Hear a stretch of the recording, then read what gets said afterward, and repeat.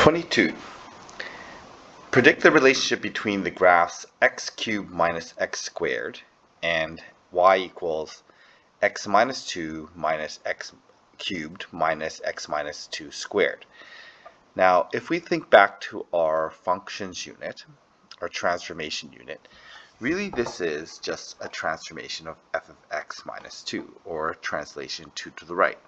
So if our original function is x cubed minus x squared, then f of x minus 2 is equal to x minus 2 cubed minus x minus 2 squared.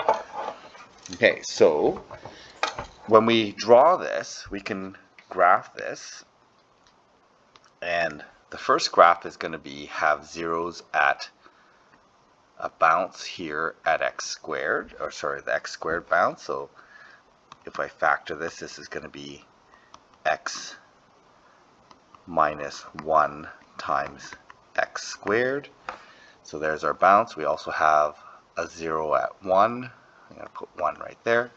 So it will go through here, have a bounce, and then go through that point there. If we take a look at this one here, we can factor this. Okay, we can factor this by factoring out the common factor of x minus 2 squared. And so what's going to be left over here is going to be x minus 2 and then minus 1. And so this works out to be x minus 2 squared. So my bounce has moved over to positive 2. Okay, so here would be positive 2. That would be where my bounce is. So let's move 2 to the right. And this becomes x minus 3. So the 0 now is moved over to positive 3. So the graph is going to now look like this. It's going to come through here, bounce, and then go through that like that. So it's the same graph, but it's been horizontally shifted to the right.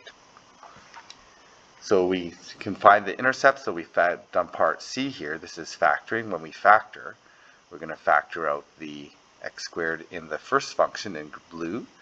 And in the second function, there's a common factor of x minus 2.